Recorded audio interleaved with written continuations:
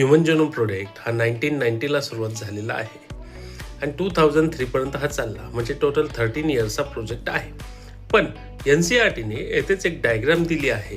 Human genome प्रोजेक्टमध्ये एक diagram तुम्ही बघितले असाल, जे स्कीमॅटिक रिप्रेझेंटेशन आहे ह्युमन जिनोम प्रोजेक्ट. तिथंच खाली लाईन लिहिलेली आहे, क्रोमोझोम 1ची सिक्वेन्सिंग जी केली ती मे 2006 मध्ये केलेली आहे. मग प्रश्न हा पडतो की ह्युमन जिनोम प्रोजेक्टमध्ये जर क्रोमोझोम 1ची सिक्वेन्सिंग मे 2006 मध्ये केली, तर मग हा 13 वर्षाचा प्रोजेक्ट कसा? हा तर 16 वर्षाचा प्रोजेक्ट असावा? नाही. NCERTने लिहिताना सरळ लिहिलं आहे की ह्युमन जिनोम प्रोजेक्ट हा 13 वर्षाचा आहे. 1990 साली सुरू झाला आणि 2003 साली संपला.